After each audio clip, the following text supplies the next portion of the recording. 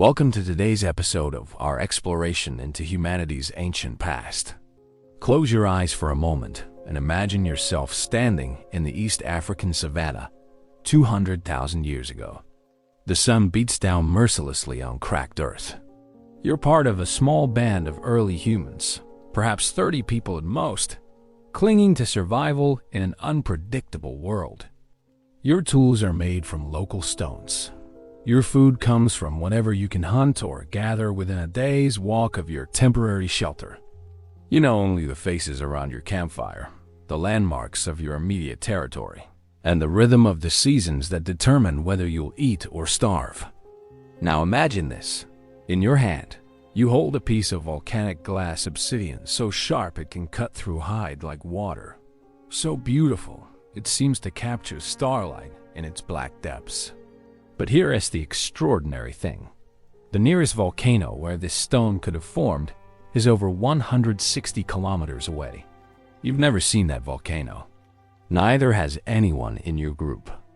Yet somehow, impossibly, this precious material has traveled across vast distances, changing hands multiple times, crossing territories held by people who speak different languages and follow different customs until it reached you. How did this happen?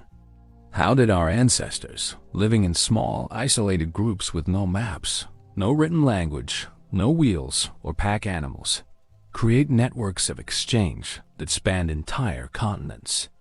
How did humans separated by thousands of kilometers and dozens of generations come to wear nearly identical beads, made from ostrich eggshells? And why did these early networks matter so much that they may have actually shaped the evolution of our species itself?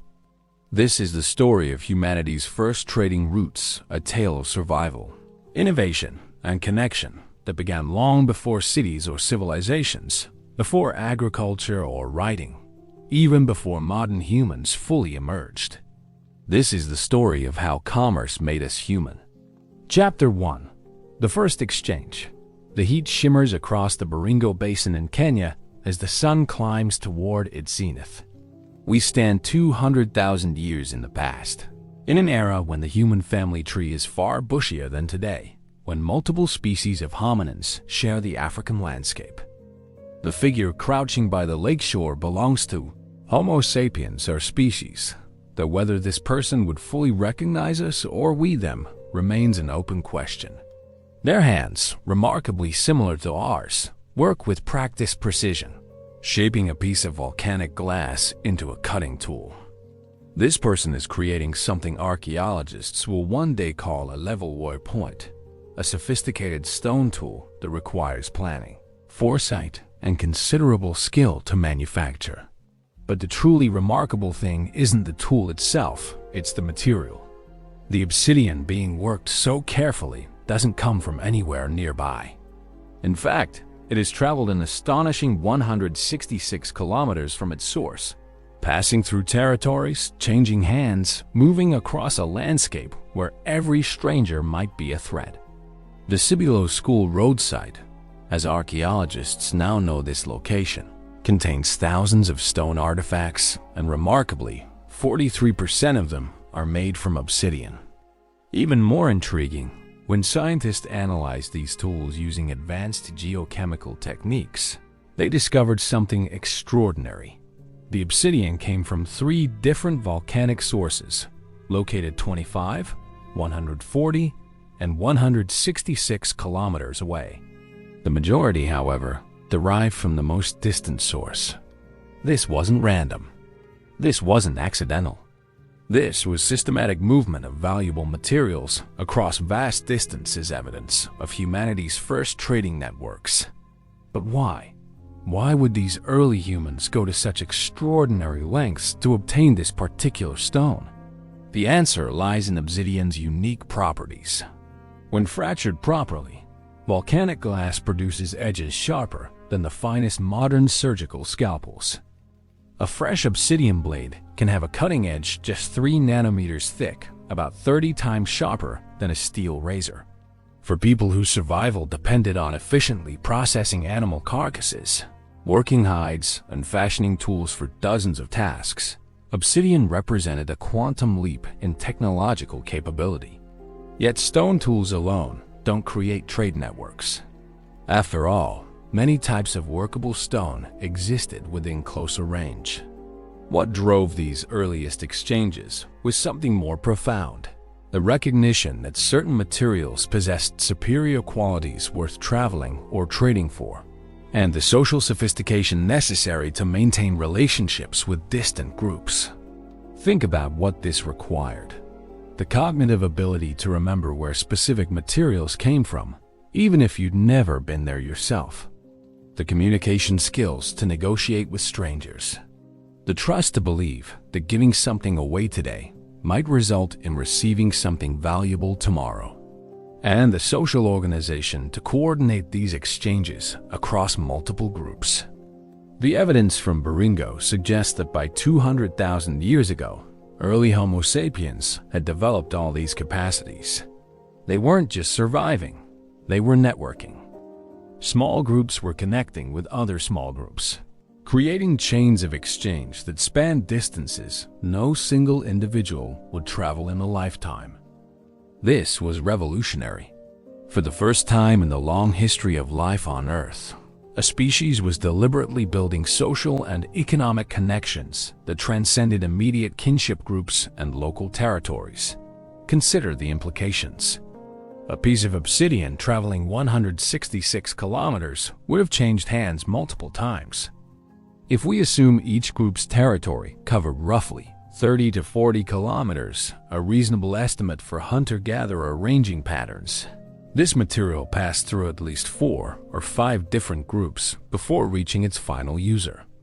Each transfer represented a social transaction, perhaps a gift cementing an alliance, maybe direct barter for other goods, possibly tribute or dowry. Whatever the specific mechanisms, these exchanges required something uniquely human: the ability to maintain relationships over time and distance. Archaeological evidence suggests these networks weren't continuous or stable. Climate data from the period reveals dramatic environmental fluctuations. East Africa experienced cycles of extreme wet and dry periods, with lakes expanding and contracting, vegetation zones shifting, and animal populations migrating or going locally extinct.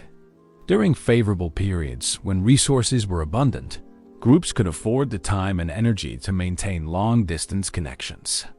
During harsh periods, survival became more immediate and local, and trade networks would have contracted or collapsed entirely, only to be rebuilt when conditions improved. The people of 200,000 years ago were solving a fundamental challenge that would echo through all of human history: how to access resources that are unavailable locally. Their solution, creating networks of exchange, would prove to be one of humanity's most important innovations, shaping everything that followed.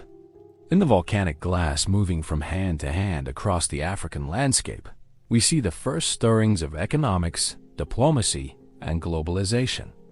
We see, in essence, the birth of human interconnection. Chapter 2: The Language of Beads. The firelight dances across a strand of carefully crafted beads hanging around a woman's neck. Each bead, no larger than a small button, represents hours of painstaking work.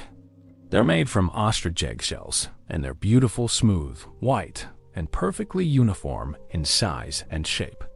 But these aren't just ornaments. They're messages. Their identity. They're the world's first social media, and they tell a story that spans 50,000 years and stretches across more than 3,000 kilometers of the African continent. Ostrich egg shell beads represent one of humanity's oldest and most enduring craft traditions.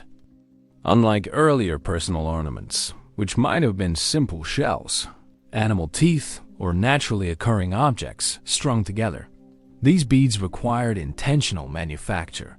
Someone had to find an ostrich eggshell, break it into small pieces, shape those pieces into rough discs, painstakingly drill a hole through the center of each disc, using only stone tools, and finally smooth and polish the finished beads.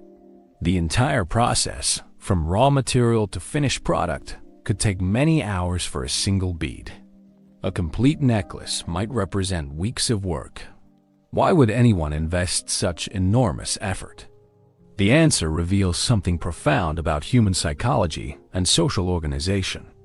By 50,000 years ago, humans had moved beyond mere survival. They were creating symbolic objects, things whose value lay not in their practical function, but in what they communicated. A bead necklace wasn't useful the way a spear point was useful. It didn't help you hunt or gather food. But it did something arguably more important. It told everyone who saw you something about who you were. Recent research analyzing more than 1,500 beads from 31 archaeological sites across Eastern and Southern Africa has revealed something astonishing. Between 50,000 and 33,000 years ago, people separated by vast distances that would take months to traverse on foot, were making and wearing nearly identical beads. The researchers measured three key characteristics: the outer diameter of the bead, the diameter of the hole drilled through the center, and the thickness of the eggshell used. During this 17,000-year period, these measurements were remarkably consistent across the entire region. Statistical analysis makes the odds of this happening by chance vanishingly small. The consistency suggests either the beads themselves were being traded over enormous distances, or more likely that the knowledge of how to make them a specific style was being shared and maintained across dozens of generations and hundreds of communities. Either explanation points to the same conclusion. A functioning social network connected people across a third of the African continent. Imagine what this network meant in practical terms.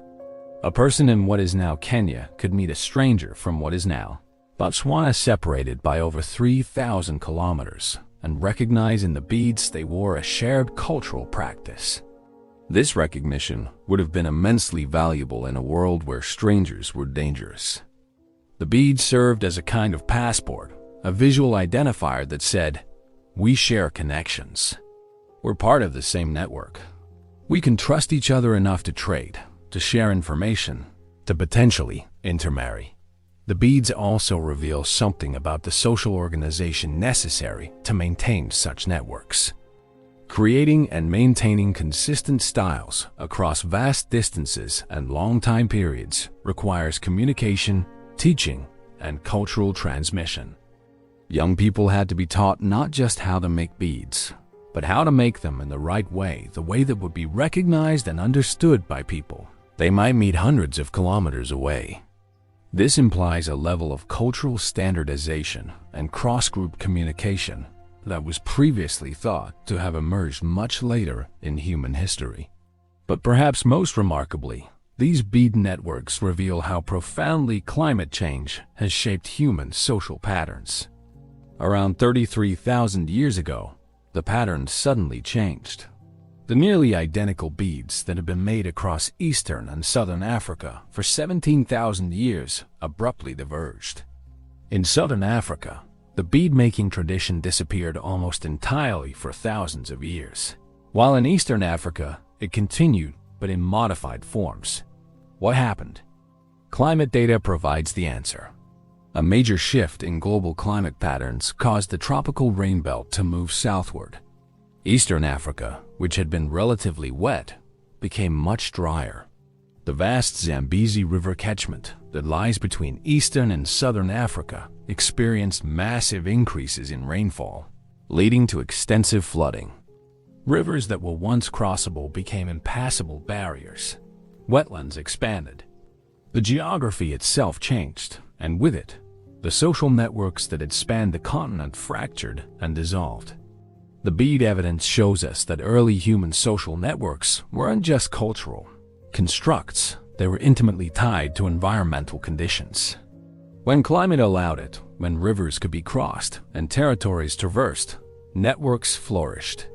When climate changed and geography became a barrier, networks collapsed. This pattern would repeat itself throughout human history. But here, 33,000 years ago, we see it emerging for the first time. The beads, silent for millennia in archaeological deposits, now speak to us of connection and isolation, of human ingenuity and environmental constraint, of the delicate balance between cultural persistence and environmental change. The ostrich eggshell bead tradition didn't end with the collapse of the ancient network. New styles emerged, adapted to new conditions. The tradition persisted, adapted, and evolved, continuing into the present day in some hunter-gatherer communities. These tiny donut-shaped objects, which someone 50,000 years ago spent hours crafting, tell us that humans have always understood something fundamental. We are social creatures, and our connections to others, even those far away, are worth considerable effort to create and maintain. Chapter 3: Climate, Crisis, and Innovation. The sky darkens not from approaching storm clouds, but from volcanic ash. The ground trembles beneath our feet, not the sudden violent shaking of a major earthquake, but a constant, unsettling vibration that makes standing still feel like swaying. Welcome to the Olorgesailie Basin in southern Kenya. Sometime between 500,000 and 300,000 years ago, during one of the most turbulent periods in East African geological history. This is the Great Rift Valley, and it's tearing itself apart. For the people living through this era, life was characterized by one overwhelming reality: nothing was stable. The landscape they knew as children would be unrecognizable by the time they had children of their own. Lakes appeared and disappeared within single lifetimes. Volcanoes erupted, covering vast areas in ash. Earthquakes remodeled the terrain, creating new escarpments and valleys. The climate swung wildly between extended droughts and periods of heavy rainfall. And through it all, early humans were trying to survive, adapt, and somehow pass their knowledge to the next generation. The archaeological record from Olorgesailie tells a dramatic story. For over 1 million years, the site was occupied by Homo erectus, our evolutionary cousins. During all that time, their technology barely changed. They made hand axes, pear-shaped stone tools that required skill to manufacture, but followed the same basic design generation after generation. These Acheulean hand axes were effective, versatile tools, serving as cutting instruments, butchering implements, and probably dozens of other functions. But they were also conservative, traditional, and deeply resistant to change. Then, in the archaeological layers dated to around 320,000 years ago, everything changed. The hand axes disappeared, replaced by a bewildering variety of new tool types. More significantly, the raw materials changed. Instead of using whatever stone was available locally, people began selecting specific materials from distant sources. Obsidian from volcanic regions as far as 90 kilometers away appears in abundance. Fine-grained rocks, ideal for making small, sharp tools, were transported from distant outcrops. The tools themselves became more sophisticated, smaller, more specialized, and more carefully crafted. But perhaps the most intriguing discoveries at Olorgesailie weren't tools at all. They were pigments, lumps of black manganese and red ochre that had been collected, transported to the site, and processed for use as coloring materials. The rocks showed clear signs of having been ground down, presumably to create powder. Some of the ochre lumps bore striations from being scraped or ground against other surfaces. These weren't accidental inclusions or natural geological specimens. They were deliberately collected and processed materials whose only conceivable use was creating color. Why would people living in such challenging environmental conditions invest time and energy in creating colored pigments? The answer lies in understanding what color means to humans. Throughout recorded history and across every known culture, humans have used color symbolically. We use it to signal identity, to express emotions, to mark important transitions in life, to distinguish friend from stranger. The appearance of processed pigments in the archaeological record suggests that by 320,000 years ago, Humans had developed symbolic thinking sophisticated enough to use abstract markers color to communicate social information. These pigments represent more than just aesthetic appreciation. They're evidence of symbolic communication, which requires several cognitive capacities. The ability to let one thing stand for another thing. The color red representing danger or status or group identity. The ability to establish shared meanings within a group. We all agree that this particular shade means this particular thing. And the ability to maintain those meanings over time so they can be taught to children and newcomers. These are the foundations of human culture and language. But here's where the climate connection becomes crucial.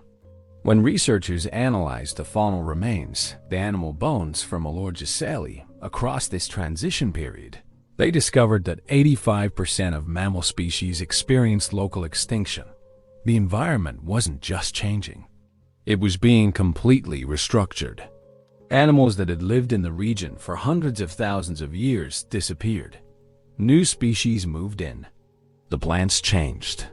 The water sources shifted. For humans living through this, the old ways of surviving, the strategies that had worked for 1,000,000 years, were suddenly inadequate. The innovations that appeared around 320,000 years ago weren't random. They were adaptive responses to an environmental crisis. Long-distance exchange networks allowed people to access the best tool-making materials, even when local sources were poor, or when environmental change forced them to move to new territories. More sophisticated tools allowed more efficient resource extraction and processing in an environment where every calorie counted. Symbolic markers, like colored pigments, allowed groups to maintain social bonds and recognize allies even as populations fragmented and reformed in response to environmental pressures. Trade networks became survival networks. When resources failed in one location, having connections to people in other locations, people who might have access to different resources, could mean the difference between survival and extinction. The ability to signal group membership through shared symbols like ochre pigments allowed for the rapid formation of alliances when groups encountered each other. In an unpredictable world, social flexibility and long-distance connections weren't luxuries. They were necessities. The Olorgesailie research team also found direct evidence of long-distance material transport. Thousands of tools were made from obsidian and other materials that had been carried to the site from sources located dozens of kilometers away. Some materials came from multiple different sources, suggesting not a single trading connection but a complex network with multiple pathways. This redundancy would have been crucial in an unstable environment. If one route became impassable due to environmental change, alternative routes remained available.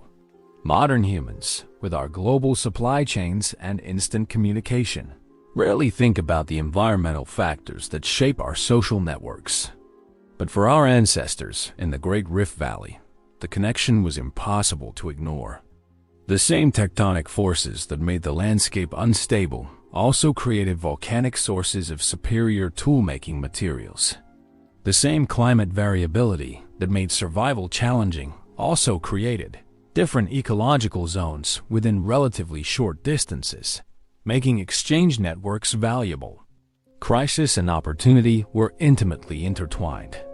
By the time these innovations had fully taken hold, a new type of human was emerging, not just anatomically, but behaviorally. These were people who thought symbolically, who planned for the future, who maintained social connections across space and time, and who adapted their strategies based on changing circumstances. They were, in every meaningful sense, behaviorally modern humans.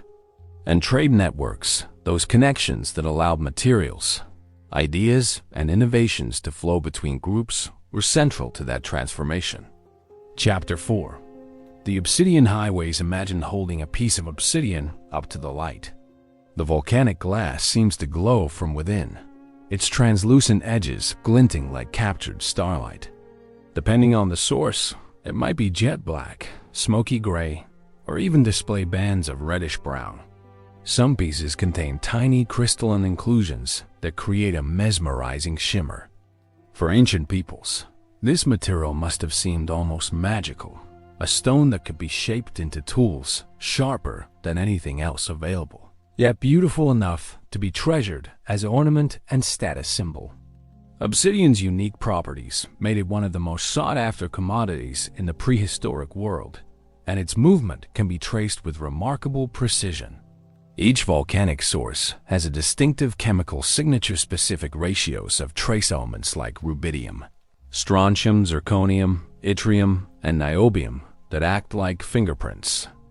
Modern analytical techniques can identify which volcano produced a specific piece of obsidian with extraordinary accuracy, allowing archaeologists to reconstruct ancient trade routes by mapping where materials ended up relative to their sources. These reconstructions reveal something remarkable. Obsidian trade networks emerged independently in multiple regions around the world and, in some places, reached stunning levels of sophistication thousands of years before the development of agriculture or cities. Let's journey to the Near East, approximately 14,000 years ago, during the late Pleistocene period.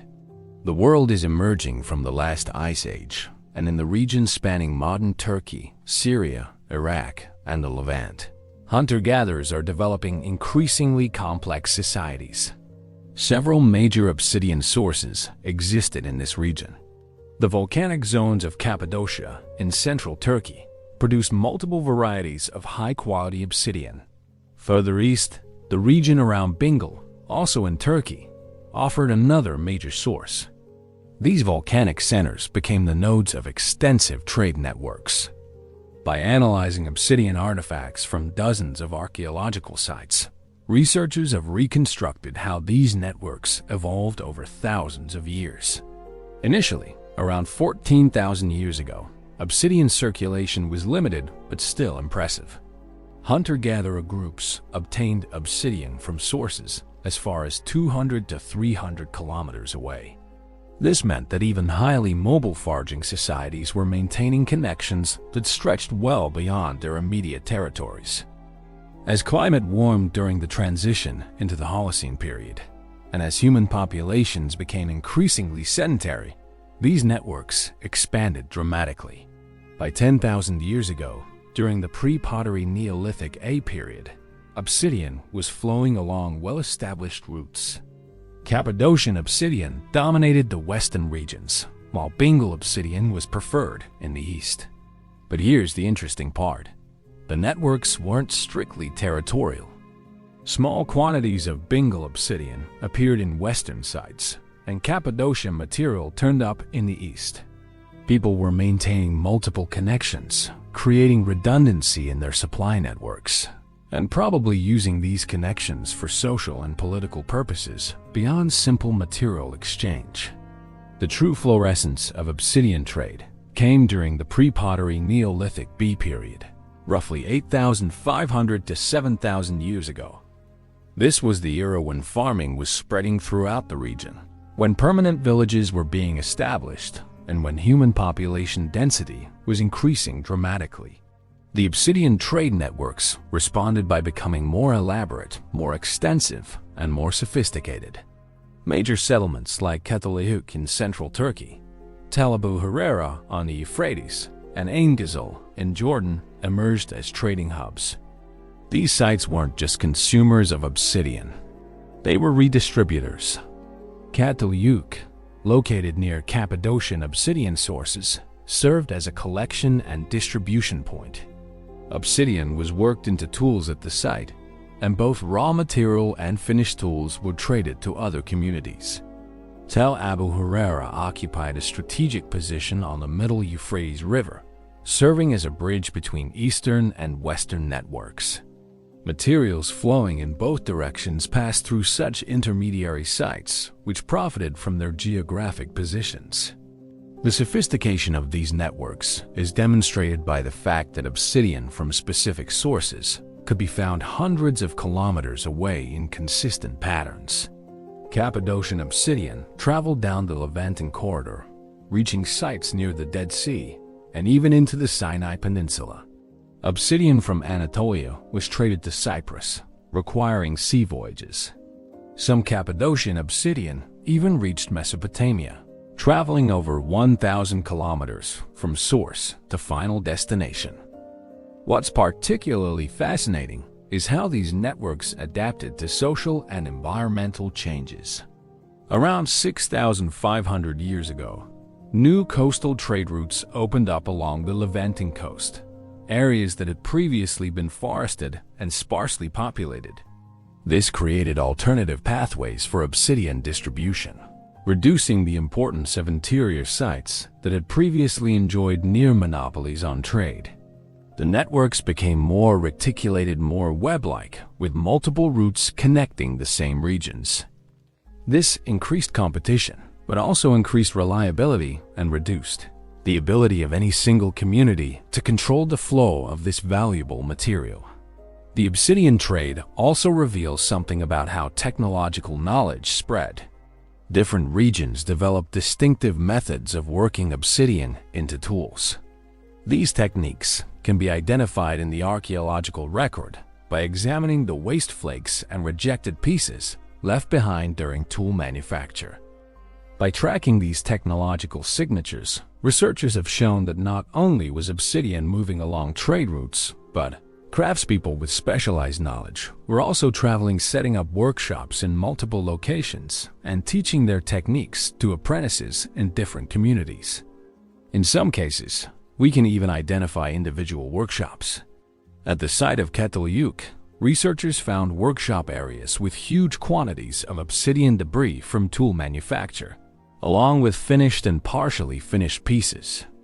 The quantity was far beyond what the site's inhabitants could have used, clearly indicating production for export. Some craftspeople were effectively professionals, specializing in obtaining raw obsidian from nearby sources, working it into tools, and trading those tools through the extensive networks that crisscrossed the region. The obsidian trade also had social and political dimensions that went far beyond simple economics. Obsidian objects weren't just tools. They were wealth. Fine obsidian blades were prestigious items, often placed in burials with high-status individuals. Obsidian mirrors, highly polished pieces that could reflect an image, were particularly valued. These mirrors required enormous skill to produce and were definitely luxury items rather than everyday tools. Their presence in burials indicates that obsidian had become more than just a useful material. It had become a marker of status and wealth. What's most remarkable about the obsidian highways is their longevity. These weren't temporary or ephemeral connections that collapsed with minor environmental or social perturbations. The obsidian trade networks of the Near East functioned continuously for thousands of years, adapting to changes in climate, technology, and social organization, but maintaining their essential structure. By the time metalworking began to replace obsidian for cutting tools, these networks had been operating for over 10,000 years longer than all of recorded history. The lessons from these ancient obsidian highways resonate across human history. They show us that long-distance trade doesn't require cities, states, or formal institutions. They demonstrate that even relatively small-scale societies can create and maintain complex economic networks. They reveal that trade has always been about more than just material exchange. It's about relationships, information flow, and social connection. And they prove that these networks, once established, can be remarkably resilient, persisting through enormous environmental and cultural changes. Chapter 5. The Gift That Binds. The anthropologist Marcel Mauss, writing in 1925, recognized something profound about human societies. The gift is never free. He didn't mean this cynically, but rather observed that gifts create obligations, forge relationships, and bind people together in ways that simple market transactions cannot.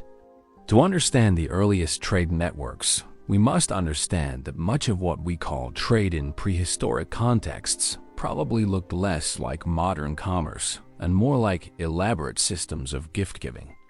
Imagine two groups of hunter-gatherers meeting at a traditional gathering place. perhaps near a reliable water source during the dry season. These meetings are anticipated, expected, part of an annual cycle that is repeated for generations. But they're also laden with potential danger. Each group is capable of violence. Each views the other with a mixture of trust born of tradition and wariness born of experience. How do these groups signal their peaceful intentions? How do they reinforce the bonds that connect them across the seasons when they're separated? They exchange gifts. Not random gifts, but specific, meaningful ones. A hunting group from the coastal region brings shells, beautiful spirals that can be made into pendants or strung into necklaces. They're not just ornaments. They're proof that the givers have access to marine resources, that they're successful enough to spend time and energy on non-essential items. The inland group reciprocates with fine-grained stone perfect for making tools, or perhaps dried meat from their recent hunting success, or obsidian obtained from their connections further north. These exchanges aren't equivalent in any modern economic sense. There's no negotiation over exact values, no haggling over prices. Instead, the exchanges are deliberately generous, with each side trying to give more than they receive. This isn't altruism, it's strategy. By giving generously today, you create an obligation for the recipient to give generously in return, perhaps next year or the year after. The gift creates a bond, a connection that persists across time and that both parties have an interest in maintaining. Anthropologists studying modern hunter-gatherer societies have documented these gift exchange systems in detail. Among the Kum people of the Kalahari Desert, for example, there is an elaborate system called Esero that involves the exchange of gifts between trading partners who may live hundreds of kilometers apart.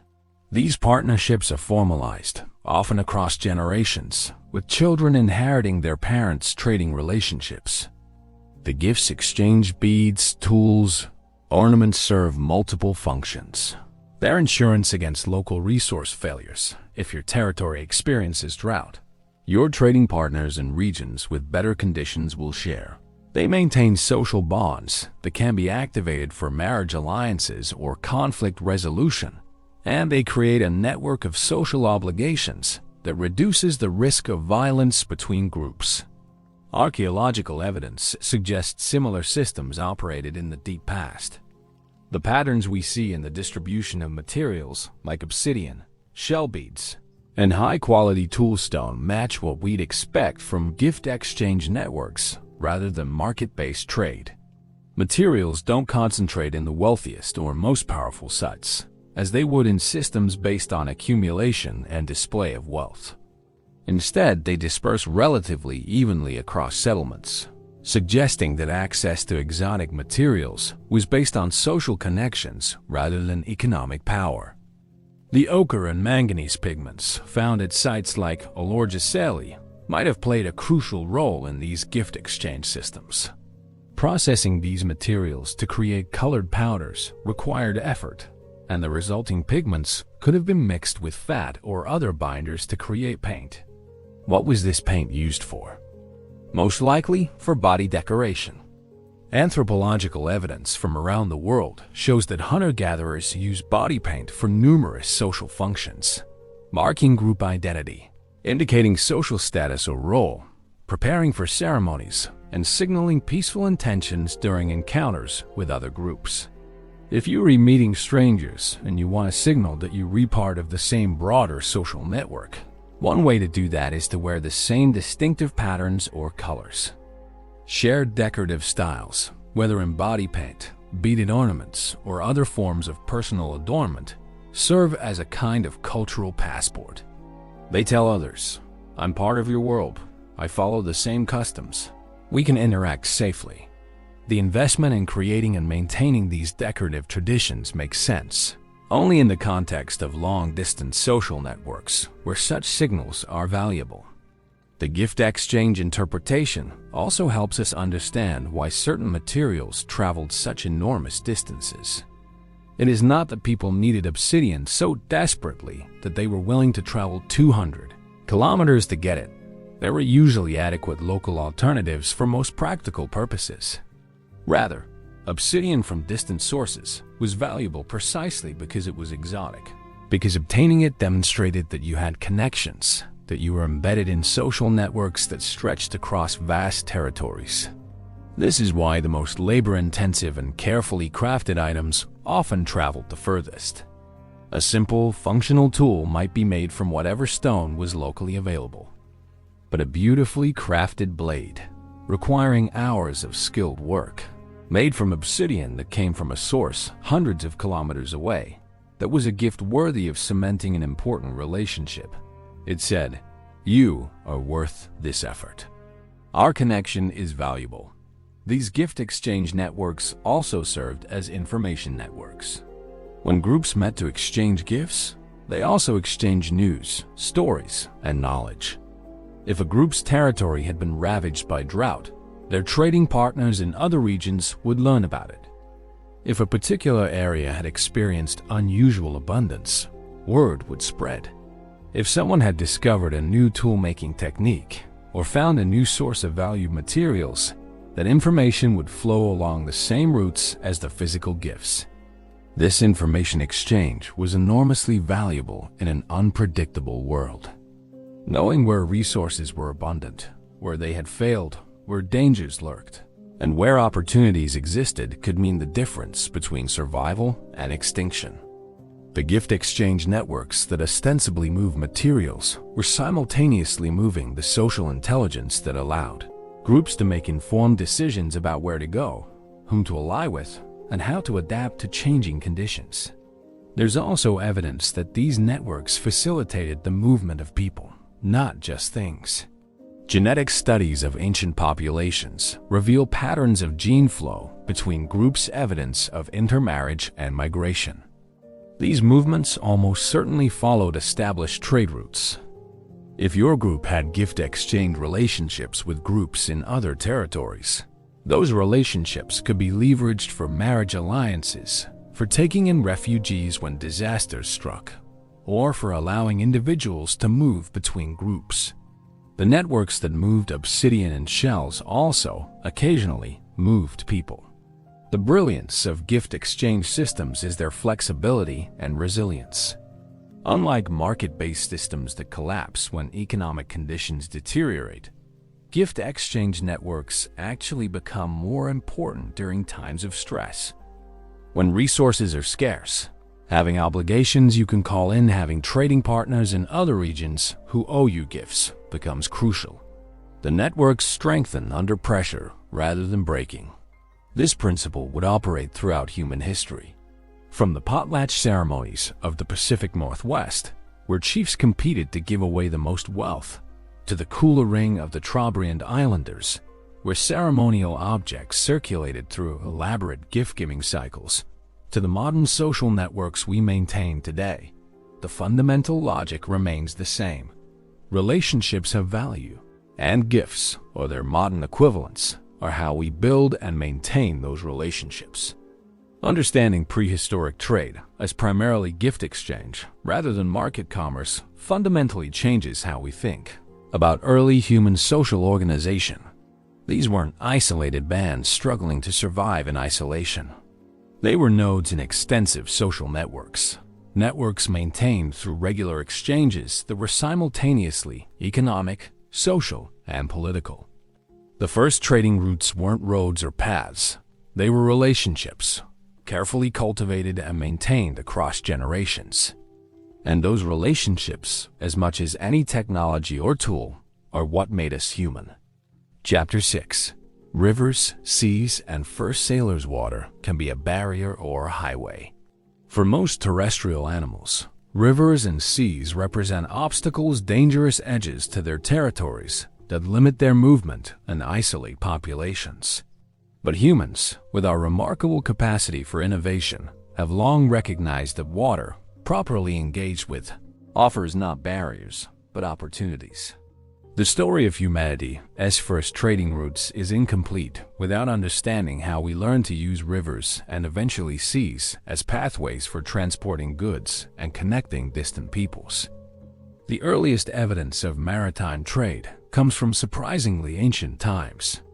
In New Guinea, obsidian was being moved between islands approximately 17,000 years ago, requiring deliberate sea crossings in watercraft of some kind.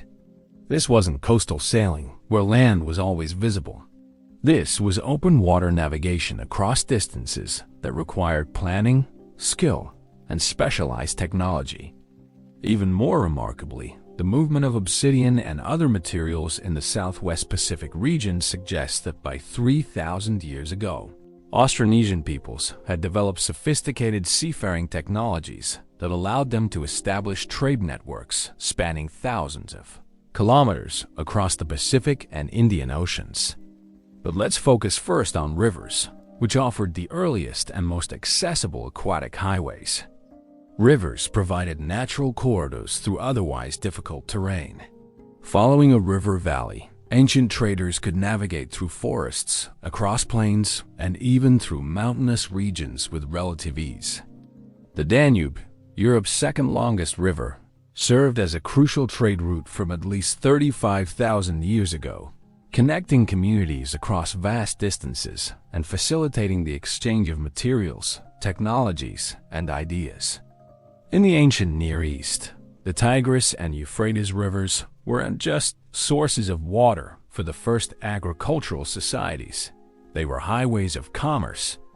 By 5,000 years ago, the Sumerians of Mesopotamia had developed sophisticated riverine trade networks. They constructed boats capable of carrying heavy loads, and they established regular trade routes that moved goods up and down the rivers and into the Persian Gulf. Archaeological evidence from Sumerian sites reveals materials that could only have come from distant sources. Copper from Oman, diorite stone from the Gulf region, lapis lazuli from Afghanistan, and carnelian from the Indus Valley. The lapis lazuli trade is particularly instructive. This brilliant blue stone, prized for its intense color and used in jewelry, decoration, and even as a pigment when ground into powder, came from a single major source, the Sarisang mine in the mountains of Afghanistan. From this remote location, lapis lazuli traveled thousands of kilometers to reach Mesopotamian cities. The journey involved multiple stages: overland transport through mountain passes, river transport down the Euphrates, and probably intermediate stops at trading centers where the material changed hands multiple times. By the Kassite period, beginning around 1595 BCE, this trade had become systematic and large-scale, with lapis lazuli appearing regularly in Mesopotamian archaeological sites. Rivers offered advantages beyond simple transportation. They provided natural boundaries and meeting points where different groups could interact. River confluences, places where two rivers met, often became important trading centers because they were natural gathering points where people traveling different routes would intersect. These locations allowed for the concentration of goods and the establishment of markets.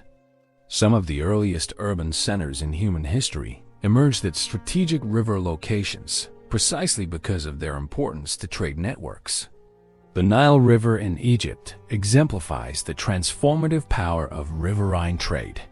The Nile flows north, but the prevailing winds blow from the north, meaning that boats could sail south with the wind and drift north with the current. This remarkable geographic feature made the Nile one of the easiest and most efficient transport corridors in the ancient world. By 3000 BC, Egypt had developed a sophisticated riverine trade network that moved goods the entire length of the Nile, from the Mediterranean coast to Nubia in the south. This network allowed Egypt to become one of the wealthiest and most powerful civilizations of the ancient world.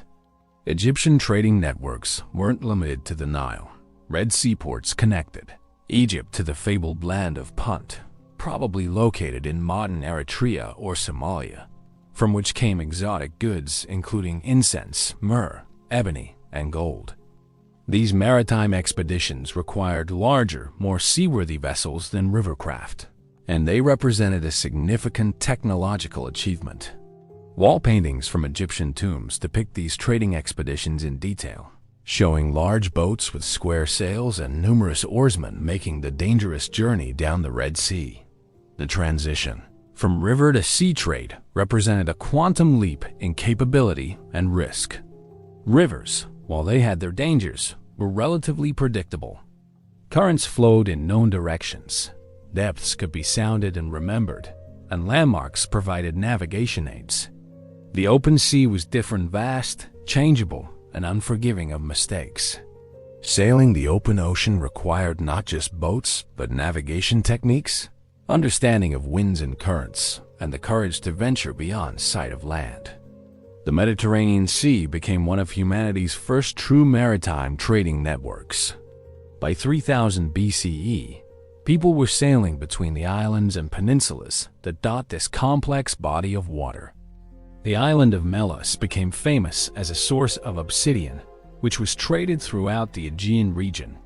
Cyprus emerged as a crucial node in Mediterranean trade networks because of its vast copper deposits. The Phoenicians, operating from cities in the Levant, modern Lebanon, and Syria, became the Mediterranean's premier maritime traders, establishing colonies and trading posts from one end of the sea to the other. Phoenician trading expeditions traveled beyond the Mediterranean, sailing through the Strait of Gibraltar into the Atlantic to reach Britain, the primary source of tin, which when alloyed with copper produced bronze. This trade route, operating by the first millennium BCE, connected the eastern Mediterranean with the far northwest of Europe, a distance of over 3,000 kilometers. The Phoenicians weren't just transporters. They were intermediaries who profited from their knowledge of distant sources and their ability to navigate between different cultural and economic regions. Maritime trade offered several advantages over overland routes. Ships could carry far larger cargoes than pack animals or human porters. A single Roman merchant vessel, operating a millennium after the Phoenicians pioneered Mediterranean trade, could carry as much cargo as several hundred pack animals. This economy of scale made maritime trade much more efficient for bulk goods. Additionally, water travel was often faster than overland travel, at least when winds were favorable. A voyage that might take months overland could be completed in weeks by sea. However, maritime trade also introduced new risks and required new forms of social organization. Ships represented enormous capital investments. Building a seaworthy vessel required specialized knowledge, extensive labor, and significant quantities of materials.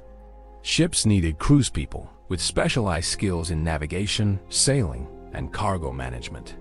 Unlike overland caravans where each merchant might travel with their own goods, maritime trade often involved pooling resources and sharing risks among multiple investors. The development of maritime trade also spurred innovations in navigation and shipbuilding. Early sailors navigated primarily by coastal sailing, keeping land in sight and following known landmarks. But gradually, they developed techniques for open water navigation, reading the stars, understanding seasonal wind patterns, recognizing currents and wave patterns that indicated approaching land. These skills were jealously guarded trade secrets, passed from master to apprentice, and giving certain groups significant competitive advantages. Shipbuilding technology advanced in response to the demands of trade. The earliest boats were simple dugout canoes or reed rafts suitable only for calm waters. As trade expanded, so did vessel size and sophistication. Planked hulls allowed for larger vessels. Sails supplemented or replaced oars, allowing for longer voyages with smaller crews. Specialized cargo ships emerged, designed to maximize cargo capacity rather than speed or maneuverability. By 2000 BCE, the Indian Ocean had become another major maritime trade network. The monsoon winds, which blow predictably from the southwest during summer months and from the northeast during winter, allowed sailors to make reliable round-trip voyages between India, Southeast Asia, Arabia, and East Africa. A Chinese vessel could sail to India on the summer monsoon, trade its cargo, and return on the winter monsoon. This predictability made Indian Ocean trade remarkably stable and helped create some of the most enduring trade networks in human history. The maritime Silk Roads, though named for silk, carried a bewildering variety of goods: spices from Indonesia, pepper from India, frankincense from Arabia, ivory from Africa, gemstones, timber, metals, and textiles from dozens of different regions. These weren't single voyages but segments of longer journeys. A cargo might start in China, be transferred to an Indonesian vessel at a Southeast Asian port, traded again in India, carried to Arabia by Indian or Arab merchants, and finally reach the Mediterranean aboard a different ship entirely. Each transfer point became a cosmopolitan trading hub where people from different cultures met, traded, and exchanged not just goods but ideas, technologies, and cultural practices. The psychological and cultural impact of maritime trade was profound. Coastal communities became outward-looking, cosmopolitan, and open to new ideas in ways that inland communities often weren't. Port cities became melting pots where different languages, religions, and customs mingled and hybridized. Maritime trade also created a particular kind of social organization: merchant guilds, shipping consortiums, and credit networks that operated across vast distances and were built on reputation and trust, rather than personal relationships or kinship ties. Understanding how humans learn to use water as a highway rather than a barrier is crucial to understanding how our species spread across the globe and how different populations remained connected even after spreading to different continents. Rivers allowed the first agricultural civilizations to flourish by providing transportation corridors for agricultural surplus and specialized goods. Seas and oceans allowed humanity to become a truly global species, capable of maintaining connections across distances that would have been impossible by land. The first sailors weren't just explorers or fishermen, they were the pioneers who created networks that would ultimately unite the world. Chapter 7. The Incense Route and Desert HWAs. The air shimmers with heat rising from the sand. A camel caravan stretches into the distance, each animal laden with precious cargo wrapped in leather and cloth. The caravan master scans the horizon, searching for the landmarks that mark the way forward: a distinctive rock formation, a dried stream, the ruins of an ancient well. This is the Incense Route, one of the most famous and lucrative trading networks of the ancient world, and it traverses some of the most inhospitable terrain on Earth. Deserts, like seas, can be highways or barriers depending on human ingenuity and determination.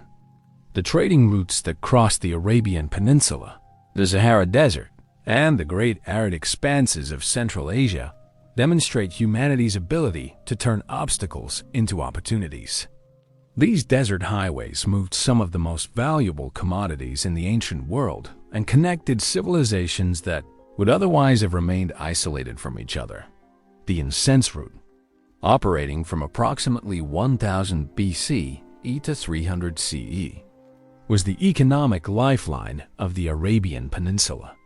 It transported frankincense and aromatic resins produced by trees that grew only in the southern Arabian Peninsula and the Horn of Africa to markets throughout the Mediterranean world and the Near East. These substances were incredibly valuable because they were essential for religious ceremonies, used as perfume and medicine, and were simply impossible to obtain except through trade with the regions where the trees grew. Think about what incense meant in the ancient world.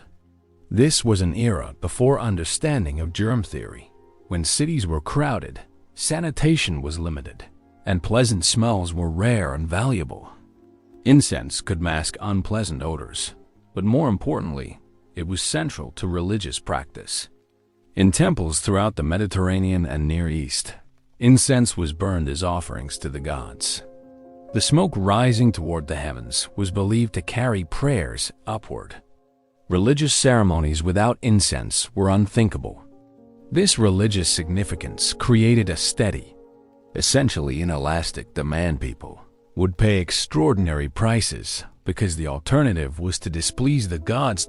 At its peak, the incense route saw approximately 3,000 tons of frankincense and myrrh transported annually from southern Arabia to Mediterranean markets. To put this in perspective, this meant caravans carrying several tons of aromatic resin were leaving southern Arabia every single day. The route stretched approximately 2,400 kilometers from the collection points in modern Yemen and Oman to the trading cities of the Levant, passing through numerous way stations, oasis towns, and trading posts along the way. The logistics of desert trading were formidable. Water was the constant concern. Caravans had to plan their routes carefully to ensure they could reach the next water source before their supplies ran out. This meant that trading routes in deserts weren't arbitrary or flexible. They followed specific paths determined by the locations of wells and oases. These crucial water sources became the foundation for settlements, and controlling access to water meant controlling access to trade routes. The domestication of the camel revolutionized desert trade. Camels can go for days without water, can tolerate extreme heat, and can carry substantial loads over long distances on minimal food. They are, in essence, perfectly designed for desert travel. Arabian camels, dromedaries, with one hump, appeared in the Arabian Peninsula around 1000 BCE and quickly became the foundation of desert trade. Bactrian camels, with two humps, played a similar role in Central Asian trade. Without these animals, the great desert trading routes would have been impossible. But successful desert caravans required more than just camels and water. They needed guides, people who knew the routes, who could read the landscape, who understood where water could be found even when wells were buried by sand. These guides passed their knowledge from generation to generation, and their expertise was invaluable. They also needed protection. Desert routes were vulnerable to raiders, bandits, who could attack caravans in the empty spaces between settlements where no authority held sway. Security became a major concern for desert traders. Several strategies emerged. Large caravans traveled together for mutual protection. There was safety in numbers. Wealthy merchants hired guards to protect their goods. Some routes came under the control of powerful tribes or kingdoms who guaranteed safe passage in exchange for tolls and taxes. The Nabateans, who controlled much of the incense route during its height, built their wealth on providing security and services to caravans passing through their territory. Petra, the famous rock-cut city in modern Jordan, exemplifies how strategic control of trade routes could create wealth and power. The Nabateans carved their capital city into the rose-red sandstone cliffs in an easily defensible location that controlled access to crucial routes between Arabia and the Mediterranean. They provided water, security, supplies, and rest for caravans, charging fees that made them immensely wealthy. At its height, Petra was a cosmopolitan city where Arabian, Greek, Egyptian, and Roman influences mingled, all built on the profits from facilitating desert trade. The Incense route created a string of such oasis cities and trading posts. Each served multiple functions. They were water sources, marketplaces where goods could be bought, sold, or exchanged, rest stops where merchants and animals could recover from the rigors of desert travel, and nodes in information networks where news and gossip from across the trade network could be exchanged. These cities became remarkably diverse, with populations drawn from across the trading network and including merchants, caravan workers, craftspeople, entertainers, and all the other occupations that emerge wherever wealth concentrates. Desert routes also require specific knowledge about timing. The intense heat of summer made travel dangerous or impossible in many desert regions. Trading expeditions had to be timed to take advantage of cooler seasons. The predictability of seasonal weather patterns meant the trade had its own rhythm: busy seasons when caravans were moving, and quiet seasons when merchants waited in cities, prepared their goods, negotiated contracts, and planned their next expeditions. The economic impact of desert trade routes extended far beyond the commodities they carried. The cities and oases along these routes became manufacturing centers, producing goods specifically for the caravan trade. Leather workers made bags, saddles, and water containers. Weavers produced tents and protective clothing. Craftspeople created luxury goods to sell to wealthy merchants. The routes generated employment and economic activity throughout their length. These routes also facilitated cultural exchange. Religion spread along trade routes. Buddhism traveled from India along Central Asian trade routes to reach China. Islam spread rapidly across the Arabian Peninsula and North Africa, partly because it followed existing trade networks, with merchants serving as missionaries. Trade routes were also routes of pilgrimage. The Hajj to Mecca followed paths that had been trading routes for centuries. Languages spread along these routes as merchants learned enough of each other's tongues to conduct business, creating pidgins and lingua francas that facilitated communication across cultural boundaries. The technologies required for desert trade were also sophisticated. Navigation in featureless deserts required careful observation and memory. Traders learned to navigate by stars, by subtle changes in sand color or texture, by prevailing wind directions. They developed detailed mental maps of routes, landmarks, and water sources. This knowledge was cultural capital, carefully guarded and passed down through families or guilds of professional guides and caravan masters. One particularly interesting aspect of desert trade routes was how they dealt with political boundaries. Deserts often lay between major political powers, serving as buffers between empires. Traders operating in these spaces had to navigate complex political situations, paying tolls to multiple authorities, carrying documents certifying their right to trade, and sometimes serving as informal diplomats between the powers that controlled the endpoints of their routes. Some merchants became wealthy and influential enough to negotiate with kings and emperors, using their economic importance to gain political leverage. The profitability of desert trade routes ultimately contributed to their decline. As routes became more profitable, they attracted the attention of major powers who wanted to control them directly or tax them more heavily. The Roman Empire, for example, eventually established direct sea routes to India that bypassed the Arabian Incense route, dramatically reducing traffic along the overland route.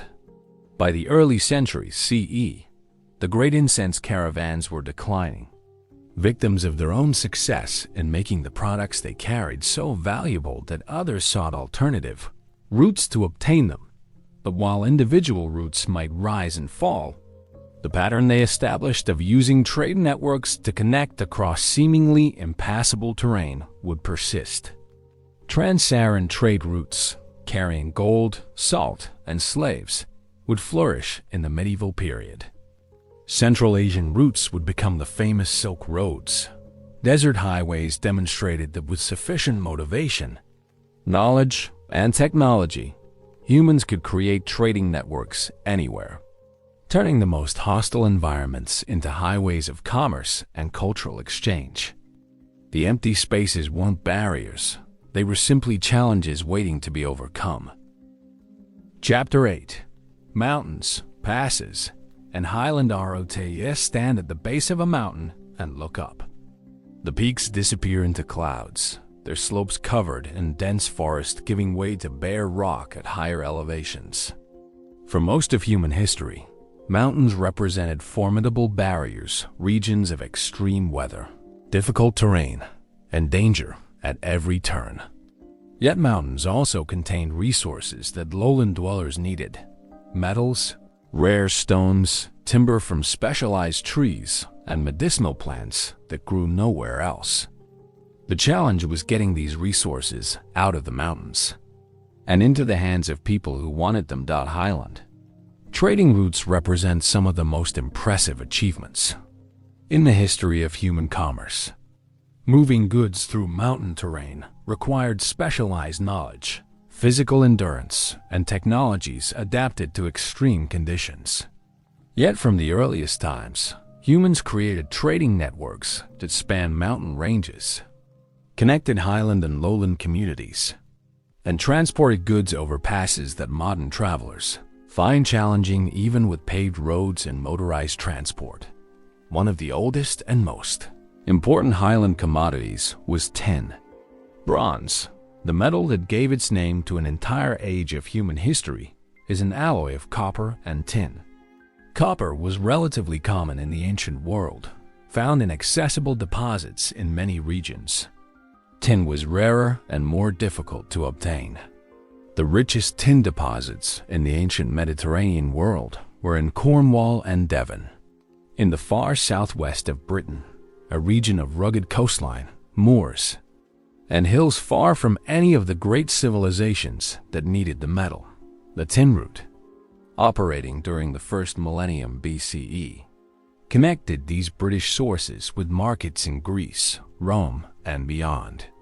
This required moving tin over some of the most challenging terrain in Europe, across southern Britain, over the sea to France, through the French Highlands, across the Alps or around them via coastal routes, and finally to Mediterranean ports. The route passed through territories controlled by dozens of different tribal groups, crossed numerous political and cultural boundaries, and traversed landscapes ranging from coastal plains to high mountain passes. Archaeological evidence for the tin route comes primarily from Hilford's fortified settlements built on defensible high ground that lined the route. These weren't just military installations. They were trading posts, marketplaces, and storage facilities. Excavations at these Hilfords have revealed exotic goods from the Mediterranean: coral, gold jewelry, fine pottery, wine amphory luxury items that flowed north in exchange for the tin flowing south. The Hilfords also show evidence of metalworking, suggesting that raw tin was sometimes refined or worked into ingots at these locations before being transported further. Recent scientific analysis of tin ingots recovered from Mediterranean shipwrecks has confirmed the British connection. By analyzing the chemical signatures of these ingots and comparing them to samples from known tin sources, researchers have definitively traced metal found in shipwrecks off Israel and France back to Cornwall. This proves that by 1300 BCE, tin from Britain was reaching the eastern Mediterranean, traveling over 3,000 kilometers from source to destination. The challenges of mountain trade were numerous. Altitude itself was a problem. High passes could be closed by snow for much of the year, limiting when trade expeditions could travel. The thin air at high elevations made physical exertion exhausting. Weather could change rapidly, with clear conditions giving way to life-threatening storms in minutes. Trails were often narrow, treacherous, and prone to being blocked by rock slides or avalanches. These challenges required specialized solutions. Pack animals had to be hardy breeds, capable of handling altitude and difficult terrain. Llamas in the Andes, yaks in the Himalayas, and mules in European mountains were all adapted to specific highland environments. Human porters, when used, needed exceptional physical conditioning and usually came from highland communities adapted to altitude over generations. The timing of expeditions had to be carefully planned to take advantage of the brief windows when passes were open and weather was relatively favorable. Mountain communities often became specialists in highland trade, living in regions that produced few agricultural surplus but controlled access to mountain passes. They leveraged their geographic position and specialized knowledge to profit from trade. They served as guides for lowland merchants unfamiliar with mountain conditions. They provided pack animals, shelter, food, and security services. They knew which passes were open, which routes were safest, and how to predict mountain weather. This knowledge was cultural capital that gave Highland communities economic leverage despite their often limited resources. The Amber Road, another important ancient Highland route, carried fossilized tree resin from the Baltic region in northern Europe to the Mediterranean.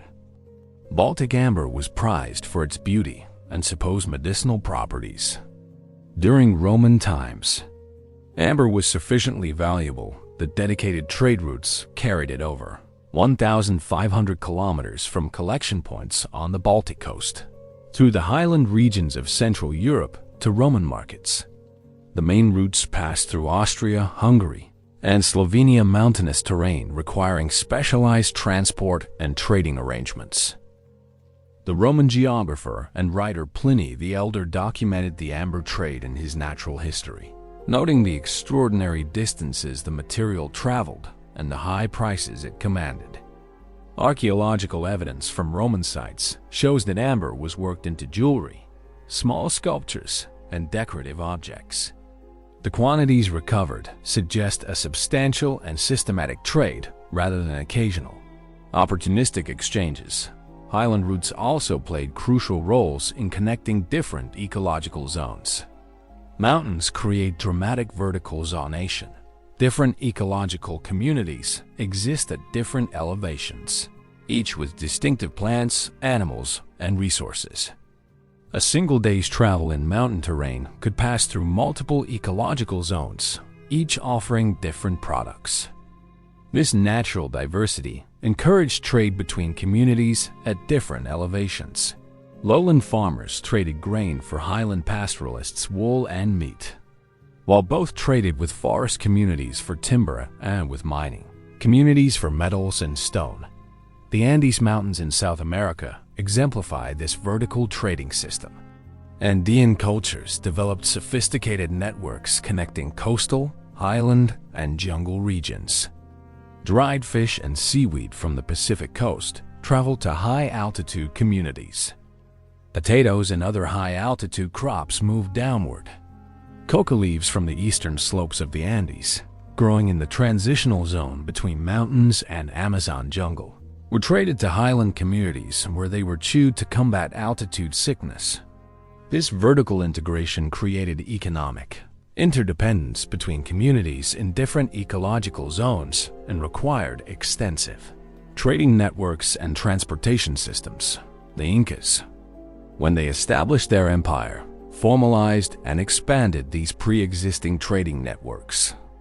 They built an extensive system of roads connecting all regions of their mountainous empire, including sections that climbed to extreme altitudes and crossed some of the most challenging terrain in the world. They established way stations at regular intervals where travelers could rest and provisions could be stored. They organized relay runners who could carry messages and small valuable items at remarkable speed across this network. At its height, the Inca road system spanned over 40,000 kilometers and was one of the most impressive engineering achievements of the pre-industrial world. Mountains also contained valuable mineral resources that drove the creation of trading networks. Gold, silver, copper, tin, iron, lead, and precious stones were often found in highland regions. Mining in mountains was dangerous and difficult, but the value of the products justified the effort. Once extracted, these materials had to be transported to lowland markets where most potential customers lived. This created specialized trading networks focused on moving high-value, low-volume goods from mines to markets. The cultural impact of highland trading routes was significant. Mountain passes became meeting points between different cultures and ecological zones. Linguistic diversity often increased in mountain regions because different valleys remained partially isolated while still maintaining trading connections. Religious and cultural practices spread along mountain routes, sometimes hybridizing in the process. Highland shrines and temples often appeared at important passes, serving both religious functions and practical ones as landmarks and gathering places for traders. Highland routes also required sophisticated systems of trust and reciprocity. The same geographic features that made mountains formidable barriers also made them ideal places for ambush and banditry. Narrow passes, limited sightlines, and difficult terrain favored defenders and ambushers over travelers. Creating secure highland trading routes required either strong central authority capable of policing the routes or, more commonly, networks of mutual obligation and trust that made violence against traders economically irrational. Highland communities that depended on trade for their own survival had strong incentives to protect traders and maintain their reputation as safe passages. The persistence of Highland trading routes through centuries and millennia testifies to their importance despite their challenges. These routes weren't just occasionally used, but became highways of commerce that shaped the economic, cultural, and political development of entire regions. They prove that geographic barriers, no matter how formidable, will be overcome if the motivation is sufficient and the rewards are great enough. The mountains that seemed to divide became connections, and the passes that appeared impassable became highways that bound the world together. Chapter 9. The birth of urban trading scenes. Here, something remarkable happens when trading routes intersect. The temporary camps where caravans rested become permanent settlements. The marketplaces where merchants met periodically become venues for daily exchange. The clusters of tents around a reliable water source become buildings of mud brick, then stone, then monumental architecture. Trading routes created cities, and those cities in turn transformed the nature of trade itself. Cataluyuk, in central Anatolia, modern Turkey, offers a window into this transformation. Around 7,500 BCE, this settlement housed approximately 8,000 people, a staggering population for the period, making it one of the largest and most densely populated sites in the world at that time. The people of Cataluyuk were farmers, growing wheat and barley and herding sheep and goats. But agriculture alone doesn't explain the site's size or significance. Cataluyuk sat near obsidian sources, and obsidian working was a major activity at the site. Excavations have revealed thousands of obsidian tools, debris from tool manufacturing, and workshop areas where obsidian was systematically processed. The quantities far exceed what the residents could have used, clearly indicating production for export. Cataluyuk wasn't just a farming village, it was a manufacturing center and a trading hub, producing obsidian tools that were exported through the elaborate trading networks that crisscrossed the region. The site's layout is remarkable.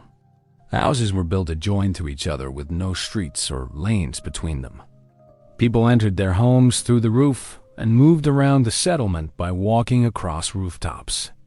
This unusual arrangement might have been defensive, making the settlement difficult to attack, but it also created a unique social environment.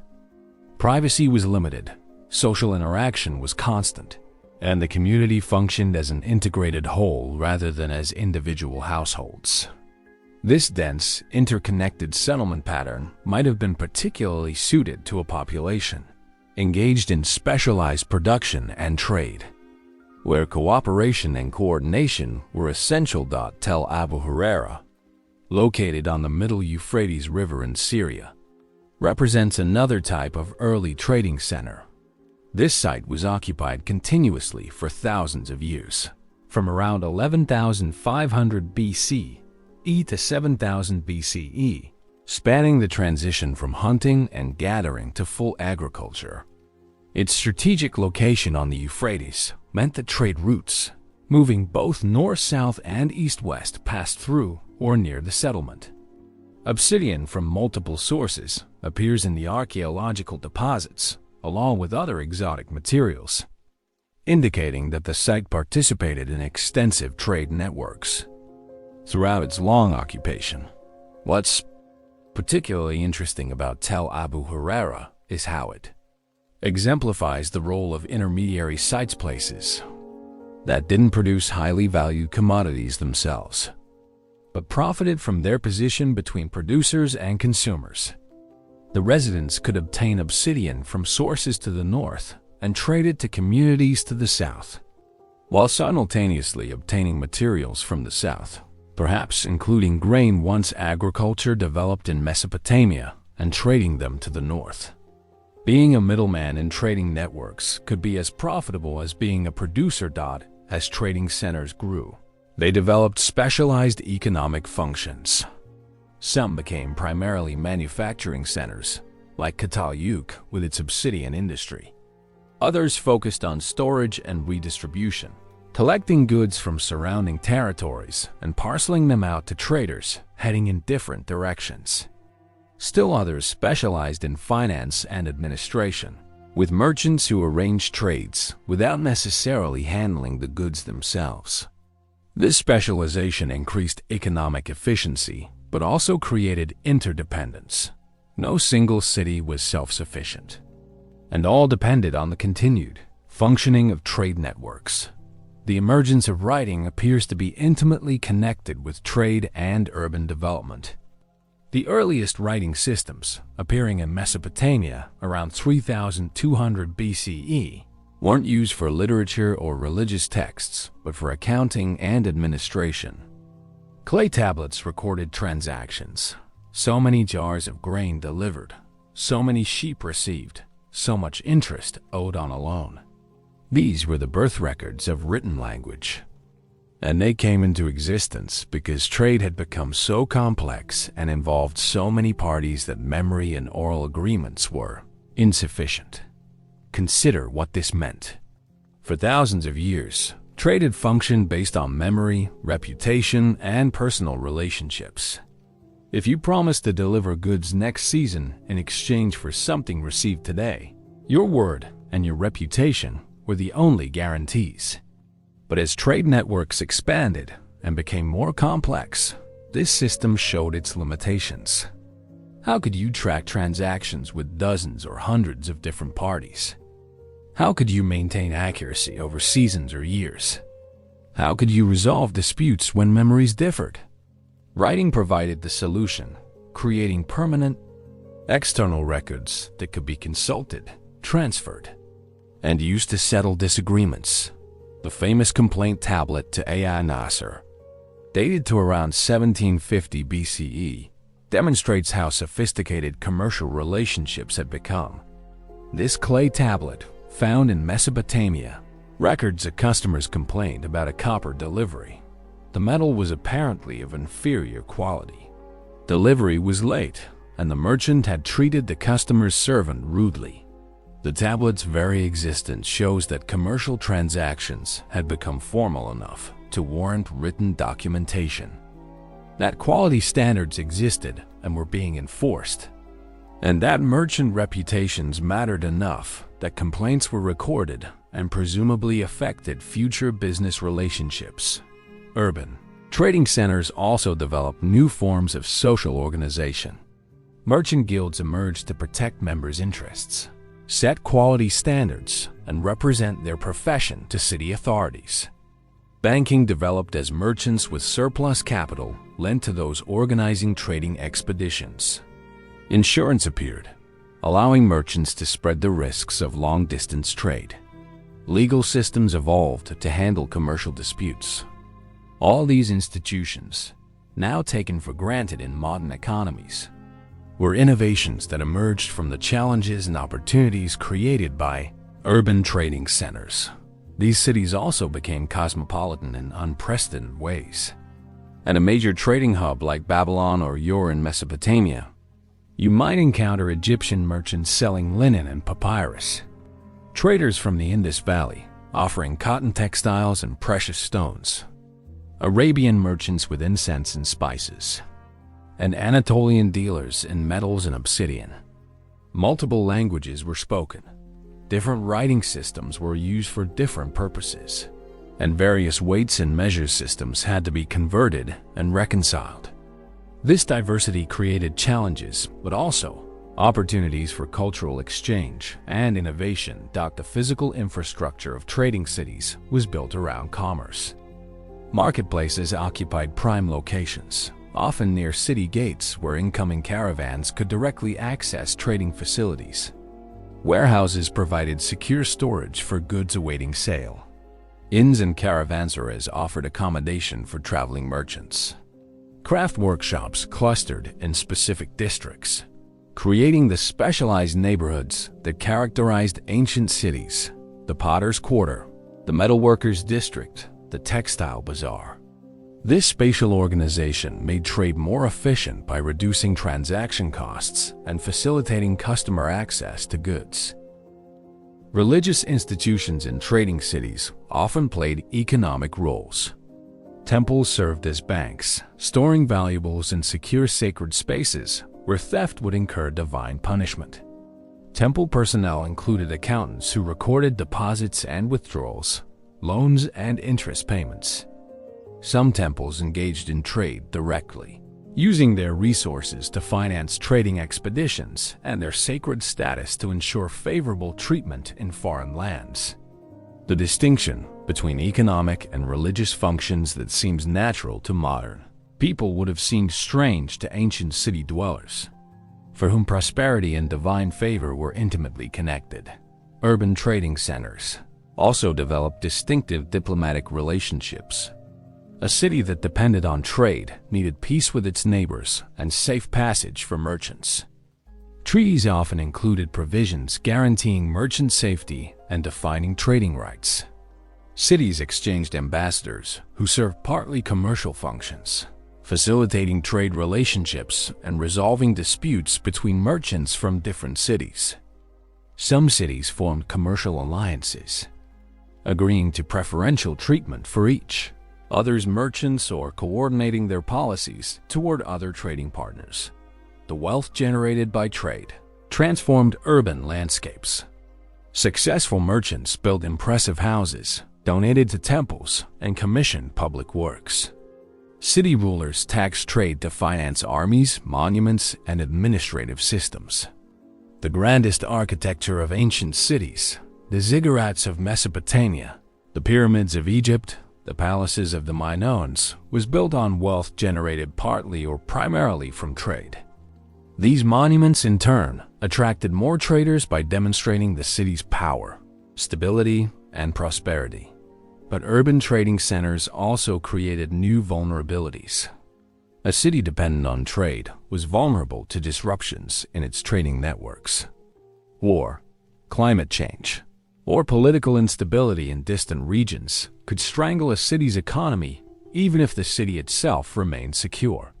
The collapse of the Bronze Age civilizations around 1200 BCE appears to have been partly caused by the breakdown of trading networks when the complex, interconnected economic system collapsed. Cities that had thrived on trade lost their economic foundations.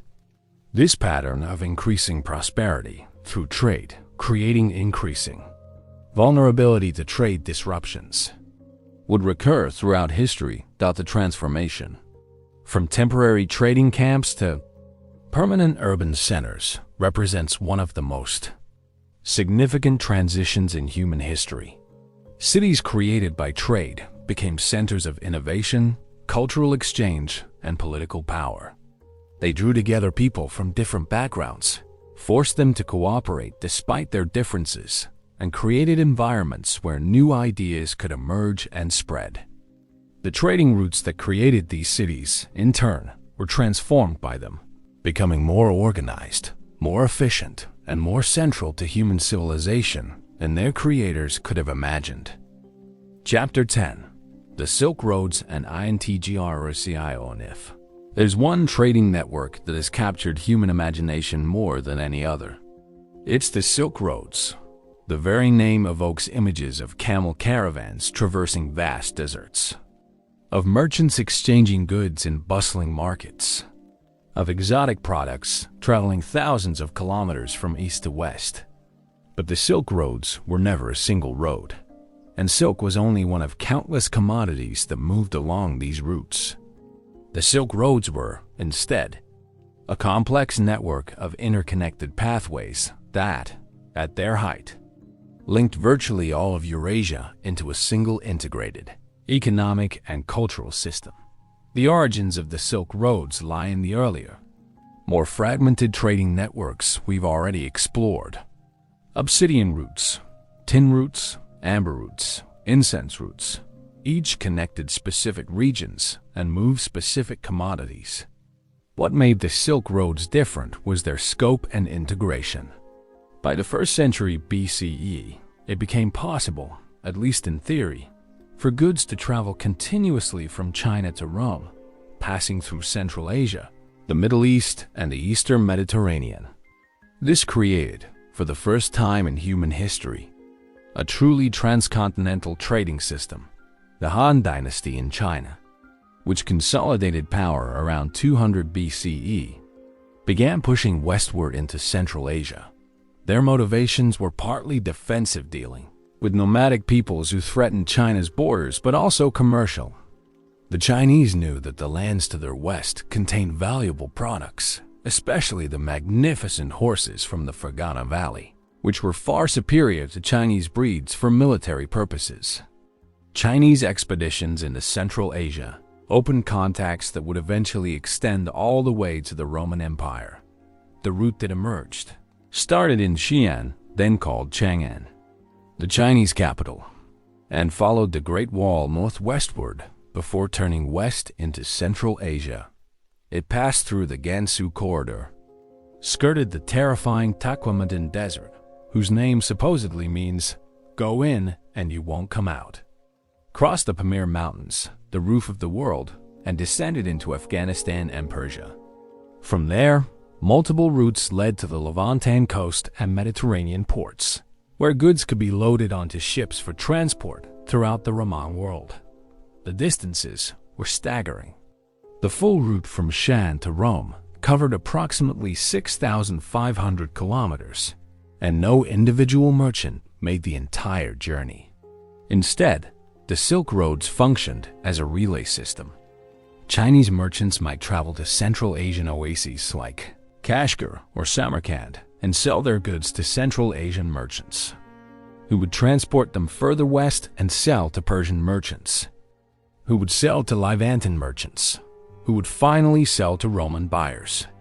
At each transfer, prices increased as middlemen took their profits, meaning that goods that were relatively inexpensive at their origin commanded extraordinary prices at their destination. Silk exemplifies this price multiplication. In China, silk was a common textile, worn by many people and used for various purposes. By the time silk reached Rome, it was so expensive that only the wealthiest Romans could afford it, and wearing silk became a mark of extreme luxury and status. Roman writers complained about the drain of gold eastward to pay for silk and other luxury goods from the east, not understanding that they were paying not just for the silk itself, but for the cumulative costs and profits of every merchant who had handled it during its long journey westward. But silk was just the beginning. From China came not only silk, but also porcelain, tea, paper, and various manufactured goods.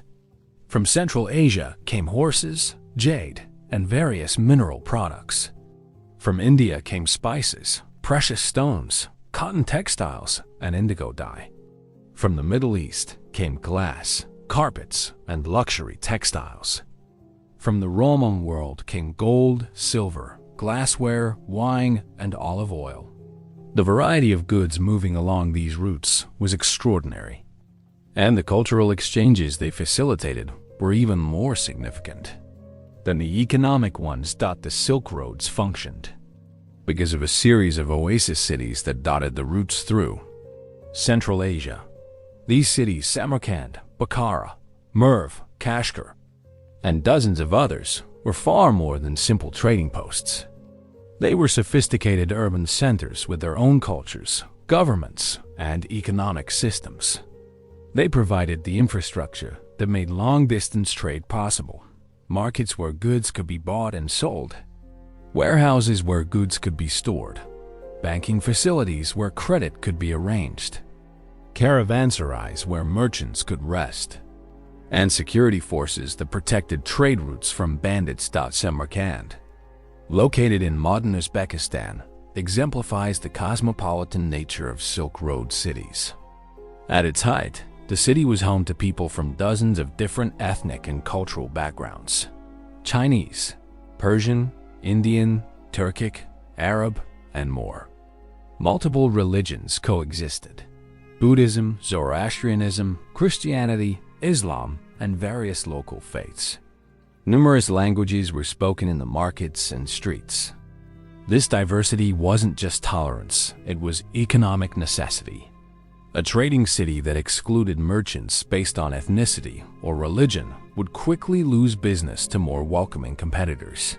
The Silk Roads also facilitated the spread of technologies, ideas, and religions. Papermaking technology traveled from China westward along the trade routes, reaching the Islamic world by the 8th century CE and Europe by the 12th century. Printing technology followed a similar path. Mathematical concepts, including the decimal system and the concept of zero, traveled from India along the Silk Roads, eventually reaching Europe, where they revolutionized mathematics and commerce. Gunpowder, the compass, and numerous other Chinese innovations spread westward along these routes. Religious ideas moved even more freely than technologies. Buddhism spread from India along the Silk Roads to Central Asia, China, Korea, and eventually Japan, transforming as it traveled and creating diverse Buddhist traditions adapted to different cultures. Christianity spread eastward along the same routes, creating Nestorian Christian communities throughout Central Asia and even reaching China. Later, Islam would spread rapidly along Silk Road routes, the faith carried by Arab merchants who served as missionaries as well as traders. The cultural exchanges facilitated by the Silk Roads were profound and bidirectional. Chinese art began incorporating Central Asian and Persian motifs. Persian carpets featured Chinese designs. Indian religious texts were translated into Chinese, and Chinese philosophical texts eventually reached the West. Musical instruments traveled along the trade routes. The lute, originating in ancient Mesopotamia, traveled to China, where it was adapted and became central to Chinese musical traditions. Foods moved even more readily. Noodles, dumplings, and various food preparation techniques spread throughout Eurasia, with each culture adapting them to local tastes and ingredients. The political implications of the Silk Roads were significant.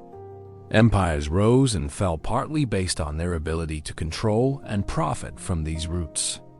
The Han Dynasty in China, the Kushan Empire in Central Asia, the Parthian and Sassanid empires in Persia, and the Roman Empire in the West all understood that the Silk Roads were strategic as well as economic assets. Control of key routes or oasis cities could generate enormous revenue through taxes and tolls. Disruption of a rival's trade routes could be an effective weapon without direct military conflict. The Mongol Empire, which at its height in the 13th century controlled territory stretching from China to Eastern Europe, brought unprecedented unity and security to the Silk Roads. The Pax Mongolica, the Mongol peace, meant that merchants could travel vast distances under a single political authority, reducing the number of borders to cross and tolls to pay. The Mongols actively encouraged trade, understanding that prosperous merchants enriched the empire through taxes, and that trade routes facilitated the movement of information and military resources. This period saw the greatest flourishing of Silk Road trade. Marco Polo's famous journey to China in the late 13th century occurred during this Mongol period. His account, while sometimes exaggerated or embellished, provides valuable insights into how the Silk Roads functioned. He described the way stations maintained by the Mongols, the postal relay system that could carry messages across the empire with remarkable speed, the sophisticated banking systems that allowed merchants to deposit money in one city and withdraw it, in another without carrying heavy coins or bullion. And the cosmopolitan nature of trading cities where people from across the known world mingled and conducted business. However, the Silk Roads also carried darker cargo. The Black Death, the devastating pandemic that killed perhaps a third of Europe's population in the 14th century, almost certainly traveled westward along Silk Road trade routes. Plague bacteria, normally found in rodent populations in Central Asia, was carried by infected fleas on rats that stowed away on trading caravans. As the caravans moved westward, the disease moved with them, eventually reaching the Crimean Peninsula, jumping to ships in the Black Sea ports, and spreading throughout the Mediterranean and into Europe. This was globalization's dark side. The same networks that moved goods, ideas, and innovations could also spread diseases. The decline of the Silk Roads came gradually. The fragmentation of the Mongol Empire disrupted the political unity that had made travel relatively safe and straightforward. The rise of maritime trade routes, as European nations developed the capability to sail around Africa to reach Asia, provided alternatives to the overland routes that were faster, safer, and could carry larger cargoes. The Ottoman Empire's control of Middle Eastern trade routes and their tendency to tax heavily led European merchants to seek ways to bypass Ottoman territories entirely. By the 16th century, the Great Age of the Silk Roads was ending, though trade along various segments continued. But the legacy of the Silk Roads extended far beyond their period of greatest activity. They demonstrated that different civilizations could interact peacefully and profitably despite enormous cultural differences. They showed that trade networks could function across vast distances and multiple political boundaries.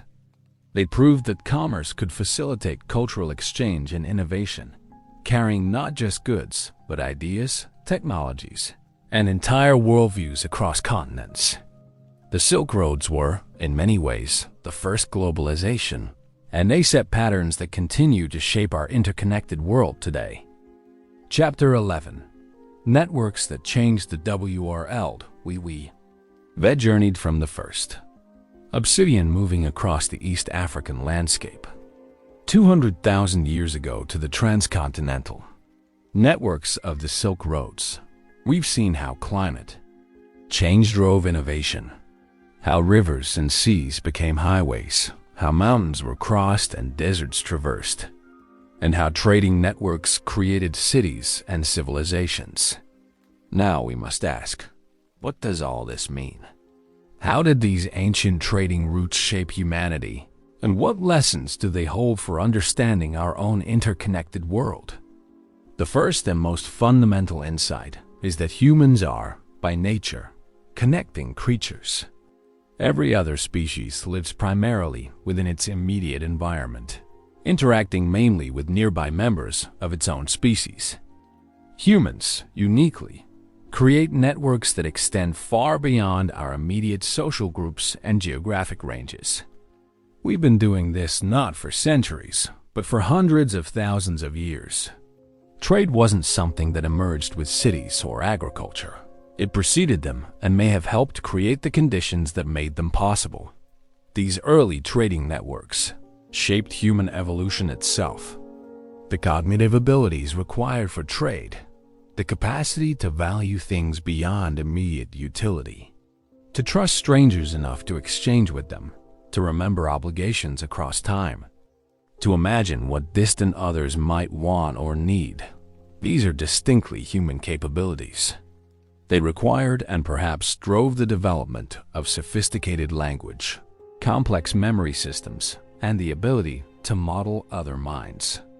Trading made us smarter, and being smarter made us better traders. Trading networks also created selection, pressures for social and cooperative behaviors.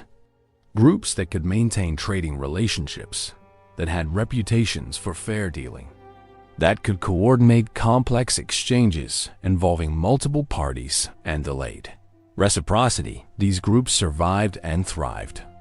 Groups that couldn't master these social technologies remained isolated and vulnerable.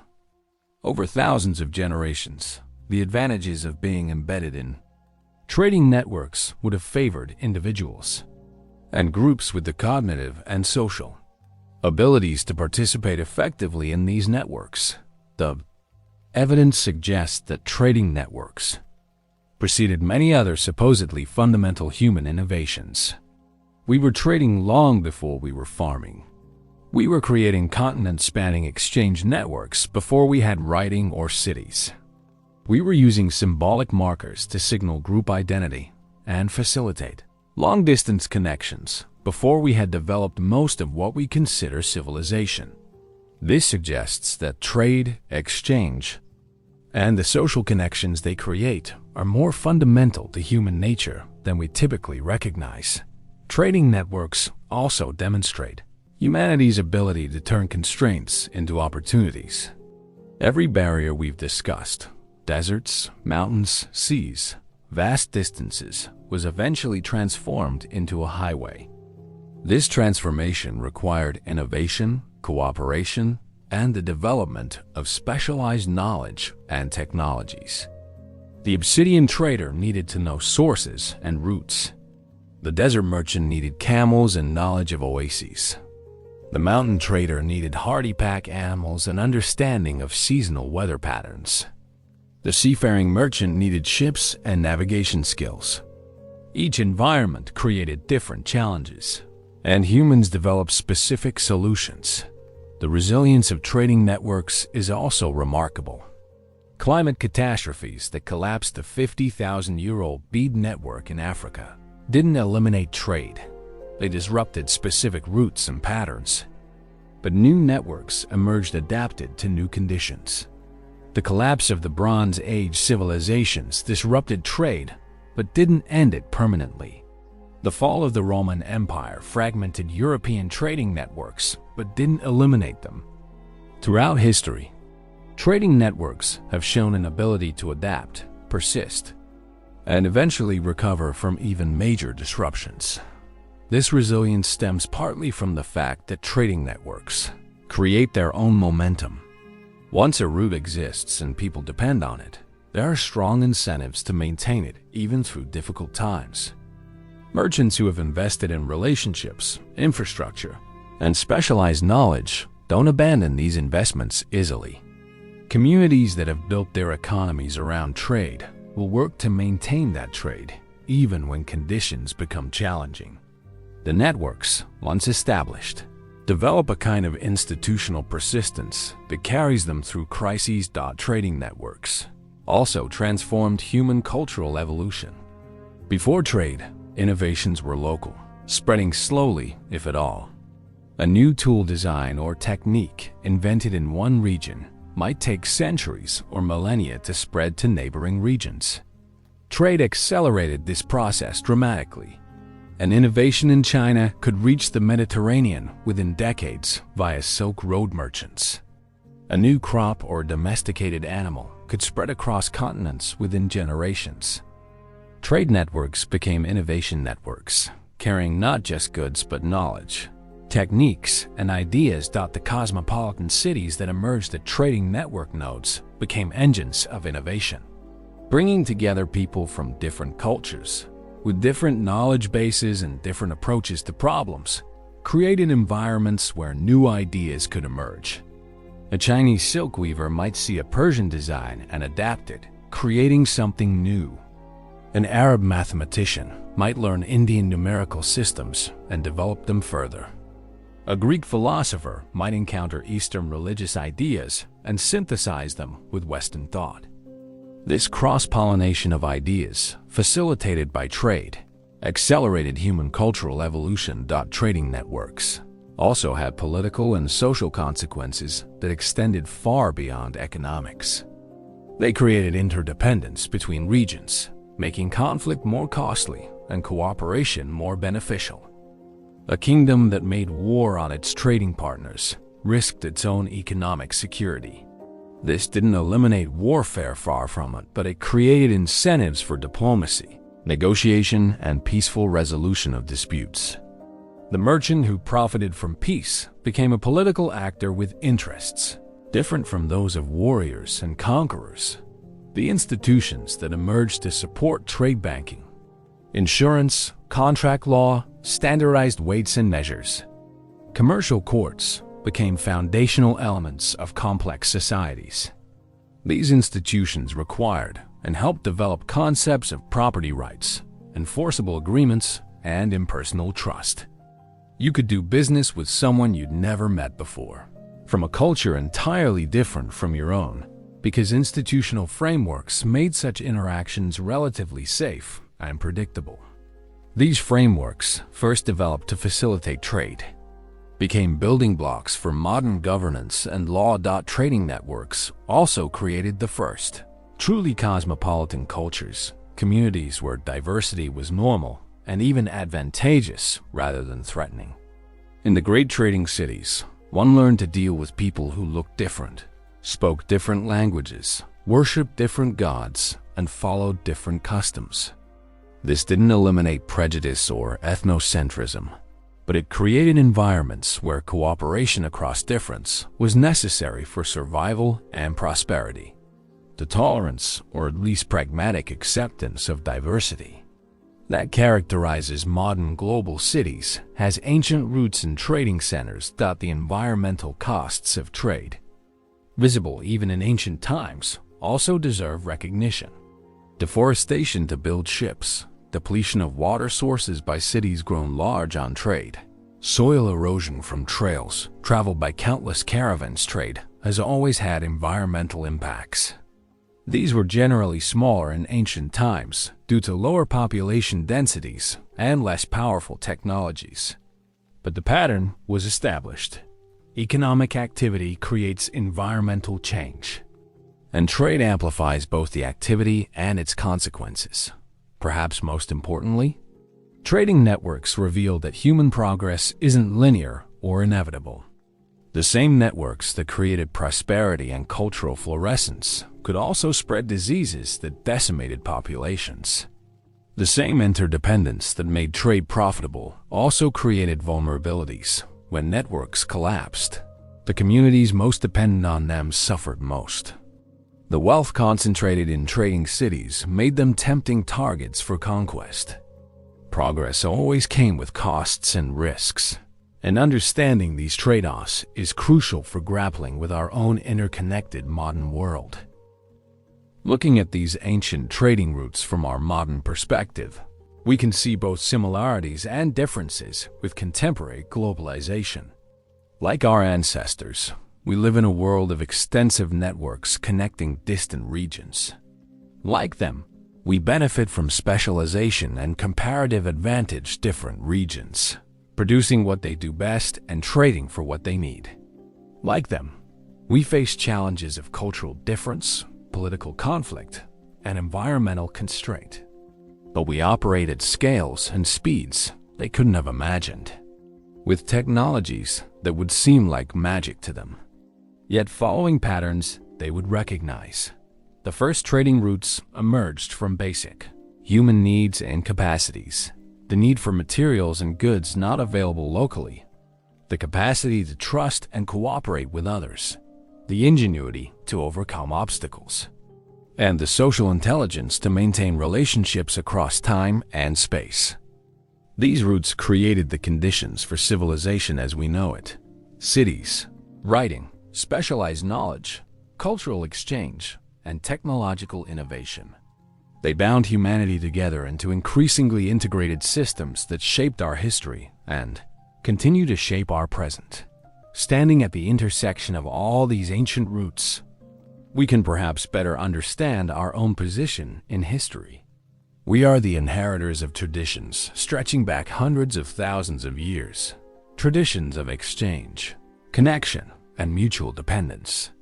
The networks we navigate today, whether economic, social, or digital, follow patterns established when our ancestors first decided that the obsidian from that distant volcano was worth the effort to obtain.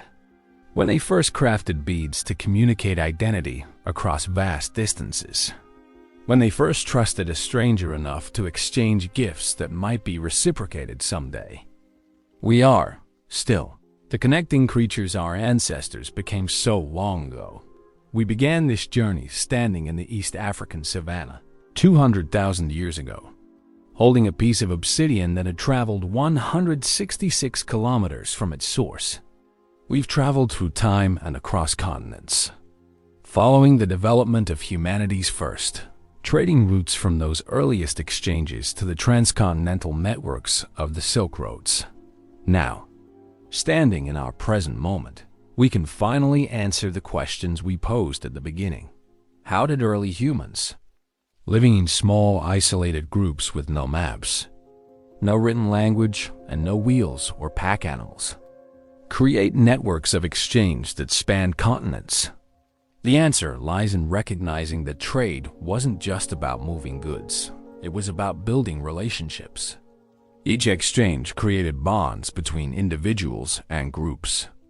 These bonds, maintained over generations, became the pathways along which materials, knowledge, and innovations flowed. The networks emerged gradually, organically, from countless small decisions to cooperate with neighbors, to trust strangers, to maintain obligations across time and distance. Why did these networks matter? Because they made us human in the fullest sense. The cognitive abilities required for trade drove the development of language, memory, and social intelligence. The connections created by trade allowed innovations to spread and ideas to cross-pollinate. The cities that emerged at trading network nodes became engines of cultural and technological development. The institutions developed to facilitate trade became foundations for law, governance, and complex society. Trade didn't just move goods, it moved humanity forward. The patterns established by these ancient roots continue to shape our world. We still connect across vast distances. We still seek exotic goods from distant places. We still build cities at strategic junctions of transportation networks. We still create institutions to facilitate trust and cooperation between strangers. We still face the challenges of balancing economic opportunity against environmental constraint, of managing cultural difference, of maintaining networks through disruption and change. But we also face new challenges our ancestors didn't encounter. The speed and scale of modern networks create new vulnerabilities. The interdependence that creates prosperity also creates fragility. The technologies that connect us also surveillance and control. The same networks that spread innovation also spread harmful content and ideas. Understanding the deep history of trading networks doesn't provide simple answers to these modern challenges, but it does provide perspective. Our ancestors overcame extraordinary obstacles to create and maintain their trading networks. They crossed deserts and mountains, sailed dangerous seas, and maintained connections through climate catastrophes and political upheavals. They did this with technologies we would consider primitive and with social organizations we would consider simple. Yet they succeeded in creating networks that persisted for thousands of years and laid the foundations for everything that followed. We face our own obstacles: climate change, political fragmentation, economic inequality, and the challenges of managing global networks at unprecedented scales. But we also have advantages our ancestors lacked: better technologies, deeper knowledge, and the accumulated wisdom of thousands of years of human experience with networks and exchange. We can learn from both their successes and their failures. The Obsidian trader standing in the Baringo Basin 200,000 years ago. The beadmaker crafting ostrich eggshell ornaments 50,000 years ago. The merchant traversing the Silk Roads 1,000 years ago. They were all solving the same fundamental problem we still face: how to connect across distance and difference. How to build networks that serve human needs. How to create systems that are both productive and sustainable. Their solutions, adapted and reimagined countless times across the millennia, brought us to where we are today. Our solutions will determine where humanity goes from here. The first trading routes weren't just ancient history. They're the deep roots of our interconnected present and the foundation for whatever global future we create. Understanding how they emerged, how they functioned, and what they achieved helps us understand ourselves and the world we've inherited. We are, and have always been, the species that connects. That's not just our history, it's our nature and our destiny. There's another crucial lesson these ancient networks teach us: the importance of redundancy and diversity. The most successful trading networks weren't single linear pathways, but complex webs, with multiple routes connecting the same destinations. When one route became impassable due to war, climate change, or political disruption, alternative routes allowed trade to continue. The Silk Roads weren't one road, but dozens of interconnected pathways. The maritime spice routes had multiple sea lanes and numerous ports where merchants could stop. This redundancy made the networks resilient, capable of surviving disruptions that would have destroyed simpler, more centralized systems. Modern supply chains, with their emphasis on efficiency and just-in-time delivery, often sacrifice this redundancy for short-term cost savings. When a single factory closes, a single shipping route is disrupted, or a single port becomes congested, the effects ripple through the entire global economy. Our ancestors understood intuitively what we sometimes forget: resilience requires redundancy. And the cheapest system isn't always the most sustainable one. The trading networks that lasted for millennia did so because they were robust, not because they were optimally efficient. The role of intermediaries in ancient trading networks also deserves deeper consideration. Cities like Samarkand, Tel Abu Huraira, and Petra didn't produce the goods that made them wealthy. They facilitated their movement. The merchants who became rich from trade often weren't the original producers or final consumers, but the middlemen who connected them. This pattern continues today, where some of the most valuable companies in the world don't manufacture products, but rather facilitate connections between producers and consumers. These intermediaries provided crucial services beyond simple transportation. They bore risks, bridging the gap between when producers needed payment and when consumers were ready to buy. They aggregated small quantities from multiple producers into shipments large enough to be worth transporting long distances. They provided information about distant markets, helping producers understand what was valuable and consumers discover what was available.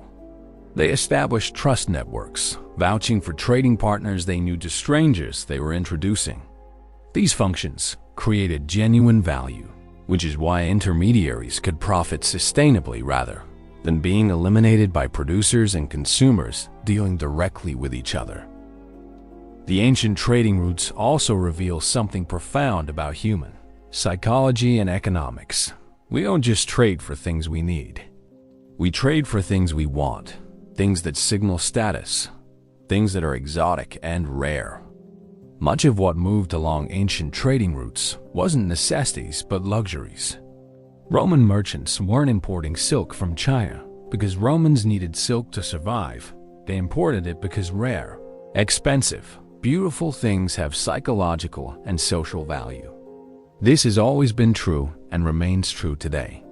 Understanding that trade serves psychological and social needs, not just material ones, is crucial for understanding why trading networks were worth the enormous effort required to create and maintain them. The environmental lessons from ancient trading routes are particularly relevant today. Every route left its mark on the landscape. Desert routes depleted precious water sources. Mountain routes caused erosion. Maritime routes required forests to be cut for shipbuilding. Ancient traders weren't ignorant of these impacts. They saw resources becoming scarcer, routes becoming less viable over time.